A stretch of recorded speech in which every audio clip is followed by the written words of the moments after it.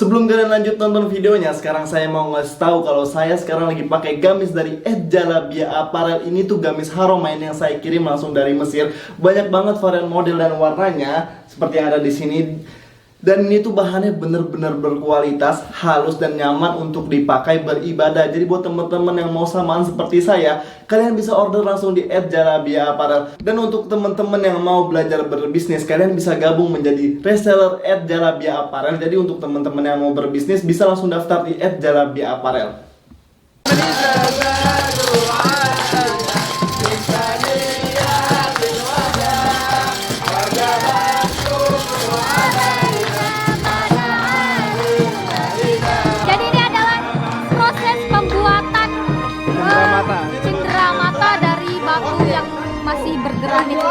Jadi ini adalah batu paling keren yang menurut aku sih ya. Soalnya batunya kayak batu akik gitu tuh, keren, berwarna-warni. Nah, jadi ini tempelnya guys, lihat tuh. Gede banget ya. Bagaimana seorang Firaun yang perempuan, Hatshepsut itu Firaun perempuan bisa membangun tempel semegah ini juga. Ini satu-satunya Firaun perempuan. Iya, satu-satunya.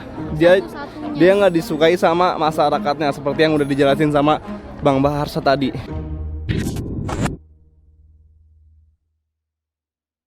ومن أحسن من الله صبغة ونحن له عابدون أتحاجونا في الله وهو ربنا وربكم ولنا أعمالنا ولكم أعمالكم ونحن له مخلصون أم تقولون إن إبراهيم وإسماعيل وإسحاق ويعقوب والأسباط كانوا هودا أو نصارى قل أأنتم أعلم أم الله ومن أظلم ممن كتم شهادة عنده من الله وما الله بغافل عما تعملون. أي سورة تقرأ؟ البقرة. Dibaca tadi surat Al-Baqarah. Bagian surat Al-Baqarah ya. Nanti kita buka apa maknanya. Oke, alhamdulillah sekarang kita udah sampai di Karnak Temple. Ini tempat yang bener-bener saya tunggu karena emang paling bagus, paling besar, paling megah. Dan kalau kalian tadi dengar bacaan Al-Quran dari supir kita, dia itu salah satu lulusan dari Al-Azhar. Supirnya itu bener-bener soleh. Dan Intan masih tidur guys. Kita tinggalin aja gimana? Kita prank ya. Kita tutup. Kita prank dia. Kita tinggal. Tolong pegangin Mak. Karena emang video. Kita prank Intan ya. Nanti tiduran stranger. Nasib baik dia bawa payung. Driver suruh bangunin. Iya, driver suruh bangunin. Kita diem, kita turun, nanti kita suruh drivernya yang bangunin. Kalau sama mungkin Mbak Din ente testaikis di marati lakina diluati lakina ente. Oke. Suruh jalan ke sini ya.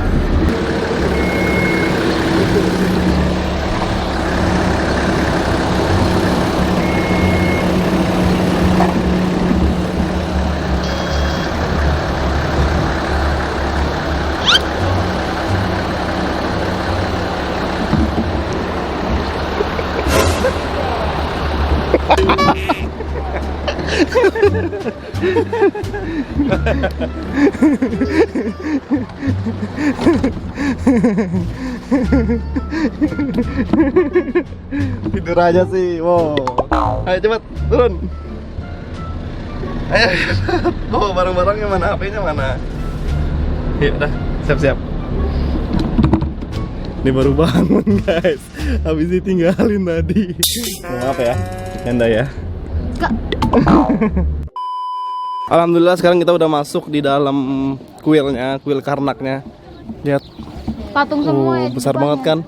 Dan di pinggirnya itu sebelum kita masuk banyak patung domba berbadan singa ya Bang ya. Ya. Apa tuh Bang? Ini namanya Torik Kibas. Torik Kibas. Jadi kepalanya domba, badannya singa. Badannya singa. Nah, orang Mesir kuno mempercayai ini yang menjaga kuil Karnak. Menjaga kuil Karnak. Domba berbadan singa. Singa berbadan manusia. Berbadan domba.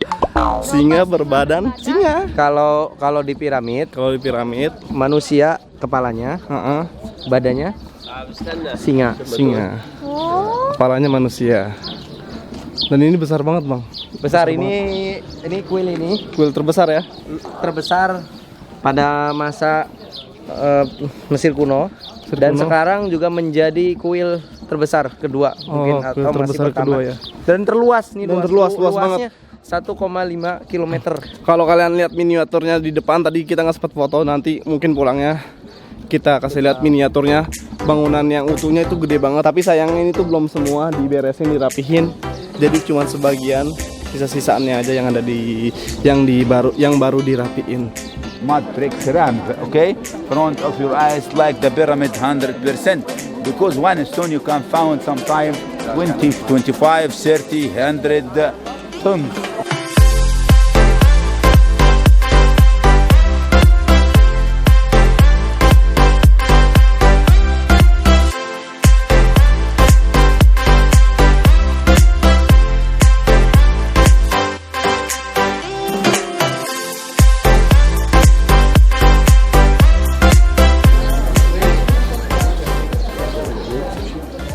Jadi selama kita jalan-jalan di Luxor dan Aswan itu, saya tuh didampingin oleh tour guide, tour leader andalan kita, karena beliau tuh udah paham banget sejarah-sejarah di sini.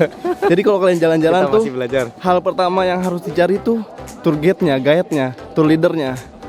Karena ilmu sejarahnya itu penting, nggak cuma sekedar foto-foto aja. Ya, kita masih belajar. Betul ya. Jadi kalau kalian mau jalan-jalan bisa sama beliau. Follow Instagramnya @Baharsa Jelajah dan subscribe channel YouTube-nya Baharsa Jelajah. Dan sekarang kalau kalian mau tahu sejarahnya, kita dengerin sama-sama sejarah tentang kuil ini. Ya Ki, jadi kuil Karnak Temple ini dibangun pada tahun 1300 sebelum Masehi. Itu artinya ini sudah ribuan tahun yang lalu kuil ini dibina atau dibangun oleh siapa? Oleh Ramses II. Oh, Ramses II juga yang bangun. Ramses II itu adalah Firaun yang menjadi musuh Nabi Musa ya. Iya, salah satu pendapatnya ya. Yang paling jahat. Yang paling jahat. Dan paling jahat, paling berkuasa dan juga paling banyak bangunannya, banyak peninggalannya. Dia digelari Bapak Pembangunan. Bapak Pembangunan. Oke, jadi sebelum dijelasin sama Bang Baharsa, kita dengerin dulu penjelasan dari tour guide dari Mesirnya. Of the famous pharaoh in our history, he get married 45 wives and 175 children, sons, and the daughter Ramses the Great. Ramses the Great was the most famous pharaoh. He built many temples like Temple Abu Simbel, south city Aswan, 310 kilometers. And his wife here, Bint Ainit, one of them, between his legs, we call it Bint Ainit.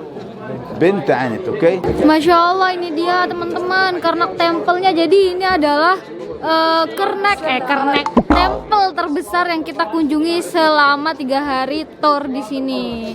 Ini yang paling gede, yang paling bagus juga, tapi rame banget, nggak bisa foto bagus. Ya udah nggak apa-apa, Ya, kita itu ini aja. resikonya jalan-jalan ya. Kita lihat foto-fotonya. Foto-fotonya di Instagram, di datang-datang kayak gini.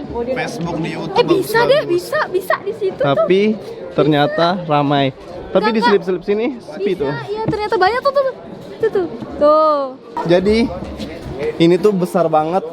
Kalau bisa dipeluk itu mungkin sekitar 5 sampai 8 10 orang ya. Gede banget satu tiang ini. Takjub banget. Orang zaman dulu bisa bangun bangunan semegah ini loh. Kalau kalian pernah main God of War, nah bangunannya tuh mirip-mirip bangunan di God of War, di game-game, di film-film. Akhirnya kita bisa lihat langsung di sini. Oke, jadi setelah ini nanti akan dijelasin lagi. Tadi kepotong karena tour guide-nya manggil. Akan dijelasin lagi oleh Bang Baharsa Jelajah. Tapi sebelum itu kita mau ambil foto-foto dulu di sini karena emang bagus banget.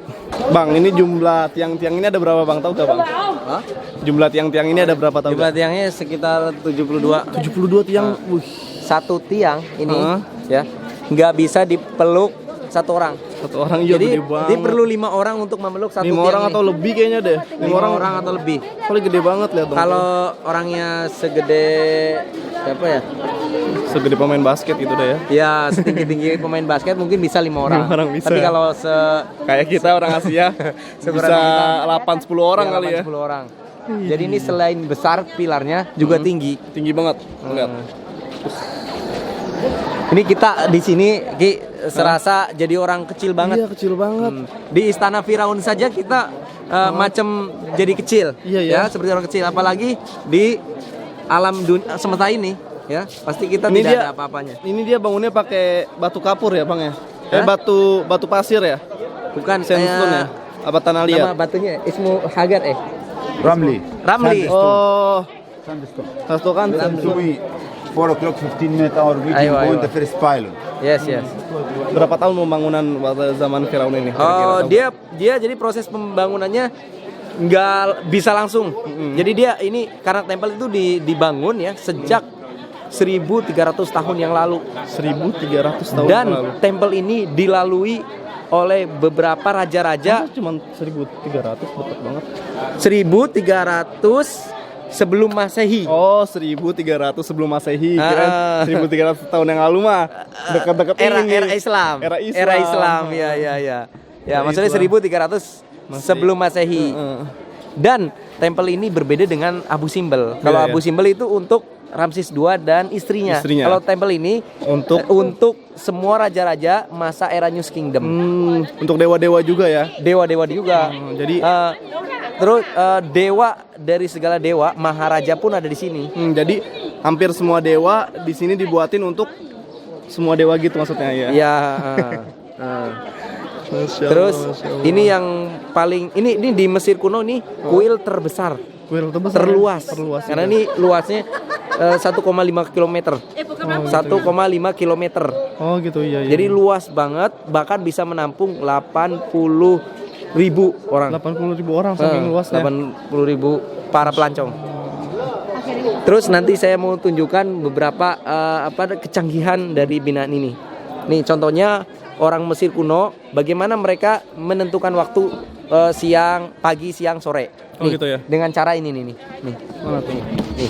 Ayo Bang, ini maaf ya saya sengaja gelapin supaya kalian bisa ngelihat yang ada di sini nih. Gimana Bang? Nah, ini contohnya ini nih, kecanggihan dari binaan ini. Ada namanya satu binaan yang tinggi seperti Monas, itu namanya obelix. Obelix itu digunakan oleh orang Mesir kuno sebagai alat pengukur waktu. Jadi kita tahu kapan waktu pagi, kapan waktu siang, kapan waktu sore, itu dari obelix. Dan lihat bayangannya. Oh, lihat bayangannya. Turunnya sebelah mana ya? Bayangannya dia condong ke timur kapan, naik ke atas kapan. Semua diukur dari ini nih, obelix ini nih yang saya tunjuk nih. Ah, ini. Jadi pertama kali ditemukan cara mengukur waktu ini dari Mesir kuno, dari bangunan ini ya. Iya. Kan zaman Islam kan juga pakai gitu kan, ditaruh batang, ngelihat zuhur kapan, asar kapan. Betul. Oh, berarti betul. asal muasalnya ini. Iya. Bangunan ini. Oh, gosh. Tapi dia lebih canggih, lebih teknologi lah. Ada peran teknologi. Gitu. Terus ada gak cerita-cerita tentang Nabi Musa di kuil ini? oh, kalau itu wallahu alam. Kalau alam ya, soalnya nggak dijelasin oleh Quran juga ya. Nggak Dan dijelaskan. kita nggak bisa asal berargumen ya kalau tentang Jadi Nabi kita saya ya. kasih tahu. Jadi cerita-cerita yang tadi kita obrolin itu kita tidak bisa meyakini 100% karena ini bukan Al-Qur'an, bukan hadis. Tidak ada sanadnya, tidak ada bukti akuratnya. Ini cerita-cerita yang saya baca ini berdasarkan penelitian arkeolog. Arkeolog pun dia punya landasan dasar. Dia mengumpulkan batu-batu, kemudian dia buat cerita ini batunya usia berapa tahun, berapa ratus tahun, berapa ribu tahun, sehingga mempunyai satu cerita. Gitu. Punya ilmu tersendiri ya. Punya ilmu tersendiri. Mungkin dia mengarang cerita dari tulisan-tulisan yang terpahat di bebatuan ini. Ya. Mungkin arkeolog Mesir itu ada yang paham beberapa, dan kita juga nggak bisa meyakini itu 100%. Ya. Itu. Jadi buat teman-teman mohon maaf kalau dari kata-kata kita ada yang salah. Mungkin di antara teman-teman ada yang lebih tahu ya Bang ya. Iya. Kita hanya dapat memberikan informasi apa yang kita tahu aja. Ya betul. Gitu, lebih Selebihnya kurangnya mohon nanti maaf. kita belajar lagi. Sama-sama belajar gitu loh. Dan ini masih luas banget Oh, iya, loh Ki. sampai ke sana-sana. Saya mau tunjukin, jadi tempel ini kan diperuntukkan oleh agama pagan kan. Pagan itu agama apa tuh bang? Agama Mesir kuno, dia penyembah api. Penyembah api. Penyembah dewa-dewa juga dia. Oke, nanti saya tunjukkan ada satu scrap ya, semacam kumbang. Dia semacam tempat ibadah lah untuk bertawaf. Oh gitu. Jadi setiap putaran ada maknanya. Nanti Oh gitu. Jadi ada hajinya juga ya? Ada. Pakai tawaf segala. Semangat. Kita biarin Intan foto dulu sama Maci-Maci. Kita sekarang ngevlog. Gimana kak? Amazing. Takjub tak? Excited? Memang menakjubkan. Masya Allah. Masya Allah, kena datang sini melihat dengan sendirinya. Maci daripada mana nih? Kenapa aku bilang panggil aku makcik? Dia nggak mau dipanggil Maci coba. Dia maunya dipanggil Kak. Tidak mudah terhibur. Dan di sana juga masih ada proses pembangunannya tuh. Kalau kalian lihat itu kan. Masya Allah. Ya ibu-ibu nih, Rifki ini namanya scrap. Ini Tuhan juga. Tuhan yang disembah oleh Mesir kuno. Ini apa namanya? Scrap ini dijadikan tawafnya orang Mesir kuno, orang agama pagan. Ya, jadi dia mutar selama 5 atau 7 kali. Satu putaran pertama maknanya ketuhanan, mungkin. Putaran kedua keadilan, ya kan? Kesejahteraan, cinta kasih, dan seterusnya. Setiap putaran punya makna. Nanti kita coba perhatikan, ada orang-orang yang bule, orang-orang dari Europe yang datang sini, ini biasanya muter-muter dia. Karena dia meyakini kalau setiap muter ke sini mungkin hidupnya akan bahagia. Syirik ya? Syirik nanti syirik. Segitu ya. Bisa gitu loh. Kenapa bisa nyembah kumbang? Tanya masih. Udah kumbang, udah dewa buaya, dewa macan, dewa serigala. Semua hewan disembah. Semua hewan disembah ya. Oleh orang Mesir kuno. Agama-agama pagan. Anjing disembah, kumbang disembah, buaya disembah, kadal disembah. Semuanya disembah. Oh iya. Yaudah yuk, sekarang kita balik lagi ke sana, Bang. Apa gimana? Balik lagi ke sana. Ya, kita sekarang mau cari tempat angle-angle buat foto dulu. Alhamdulillah udah puas juga. Kan gimana kalian? Informasinya udah lumayan ya. Maklumatnya kalau ada yang kurang nanti kalian bisa searching sendiri. Ini baru di dalam kain yang ditutupi ini ada discovery baru yang mau diselesaikan oleh para arkeolog. Ini patung Amun, Ma'bad Amun. Siapa tuh Amun? Amun itu salah satu apa namanya raja lah. Salah satu raja. Raja atau dewa gitu. Oh ini aslinya kayak gini ya. Aslinya kayak gini. Tapi pas ditemuin dia badannya kayak gini rusak. Jadi bentuknya dibuat digambar seperti ini kurang lebihnya. Tuh ya. Tamathil Ma'bad Amun Afro Malik. Nah untuk informasi nih, tadi kan sebelumnya kita sempat ngevlog di Abu Simbel ya. Kan ada salah satu patung yang kepalanya tuh di bawah. Dan itu memang pas dia ditemuin keadaan posisinya kepalanya itu ada di bawah. Nah jadi arkeolog itu nggak berani sembarang naruh kepalanya di atas, karena pas dicoba taruh di atas itu nggak sesuai, karena ada beberapa batu-batu yang copot hilang. Jadi nggak bisa asal pasang aja gitu, jadi harus dikembalikan di bawahnya lagi gitu ya Bang ya. Gitu. Jadi kalau di sini bangunannya itu nggak sempurna, para arkeolog itu nggak bisa sembarang membangun ulang dengan bahan-bahan material zaman sekarang. Iya, betul. Karena nanti nilai sejarahnya itu akan hilang, akan berkurang ya Bang ya. Jadi dibiarkan hancur seperti ini. Kalau memang dari sebagian part-partnya itu ketemu, mungkin bisa diperbaikin. Tapi kalau memang nggak ada ya udah, emang seperti ini. Ya Bang ya? Menyatukan batuan sejarah kan dia seperti menyatukan nilai dia. Nilai ya. Nah, kalau kita salah menyatukan, dia akan berdampak buruk bagi sejarah itu sendiri. Jadi kita udah cukup puas juga, udah cukup lama jalan-jalan di sini dan udah capek juga. Udah sore, nanti kereta kita jam 6, sekarang udah jam 4:30. Jadi kita mau buru-buru menuju ke stasiun dan kembali ke Kairo.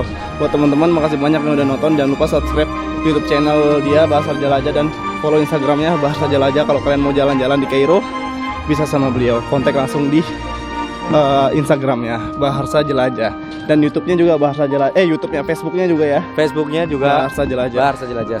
Masya Allah, Masya Allah. Oke, terima kasih banyak yang udah nonton. Jangan lupa like, komen, dan share. Mohon maaf kalau ada salah-salah kata, kekurangan pengambilan video gambarnya. Karena di sini kita nggak punya waktu banyak. Syukran li musyahadatikum. Wa ilal liqa. Wassalamualaikum warahmatullahi wabarakatuh. Sibuk share wallpaper buat netizen.